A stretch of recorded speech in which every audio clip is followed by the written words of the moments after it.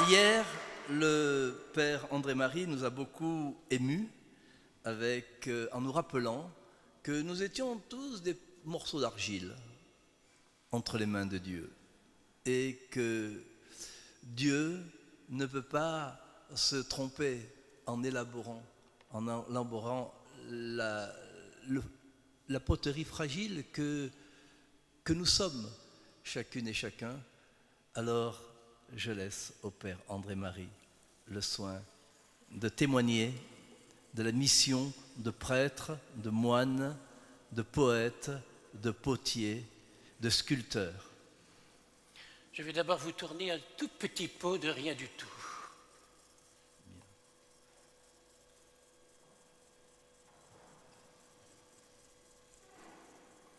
Je me suis trompé, c'est un petit pot de rien du tout. Parce que toi, tu es un petit bout d'humain de rien, d'un tout. Je suis bénédictin, ma culture est en latin, excusez-moi, et saint Thomas d'Aquin disait « Quod recipitur an modum recipiendi recipitur ». Tout ce qui est reçu prend la forme du contenant. Imaginez qu'il y ait de l'eau dans ce vase, dans ce soliflore, je le verse dans cette coupe, l'eau va prendre la forme de la coupe. Je le verse là-dedans, l'eau va prendre la forme de là-dedans.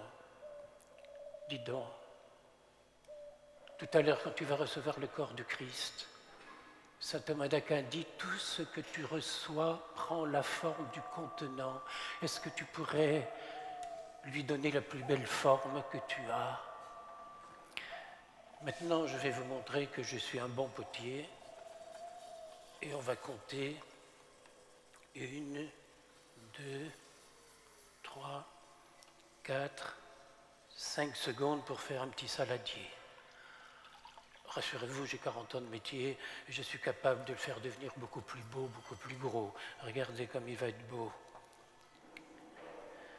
Regardez comme il va être gros.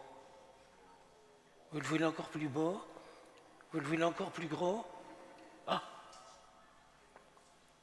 Vous savez comment ça s'appelle? Vous le savez tous. Et vous allez le vivre. Ça s'appelle la mondialisation. Comment allez-vous préparer vos enfants et vos petits-enfants à vivre l'écroulement général? À vous de travailler. Tout à l'heure, quand notre frère parlait des gens du voyage, je me suis posé une question. Dites-moi si Jésus revenait sur la terre, vous savez ce Jésus qui marchait pieds nus, qui avait des longs cheveux, qui était toujours dans la rue, est-ce qu'il ressemblerait plus à quelqu'un du voyage ou à monsieur le vicaire de la cathédrale? Et puis, il n'y a pas une phrase dans l'Évangile? Malheur à toi qui ne m'as pas accueilli lorsque j'étais étranger. Tu te souviens, Jean-Pierre, de la petite Marie qu'on a hébergée à la maison? Elle avait 17 ans, ses parents étaient des gens du voyage, elle était orpheline, elle n'avait pas les charges sociales, elle est morte dans nos bras. Et si on refaisait le monde, tout doucement, calmement? Je termine en vous racontant une histoire horrible. Mais elle est vraie, et je n'ai pas le droit de ne pas la dire. C'était à Madagascar, une pauvre famille de paysans qui était là, malheureux. Non, il avait 3 ébus. Et les douanes, les voleurs sont venus, ils lui ont pris un zébu. Et il lui a dit, tu dis rien à la police, parce que si tu en parles, on viendra prendre le 2e. Ils sont repassés quelque temps après, tu n'as rien dit à la police? Non, alors tu nous donnes le 2e. Et ils ont pris le 3e. Alors à ce moment-là, quand ils sont passés, il les a appelés, il a pris sa calebasse, il a fait du bruit, il dit, venez, venez les voleurs, vous voyez, vous avez fait de moi un homme libre. Je suis plus fort que vous, vous n'avez plus rien à me prendre.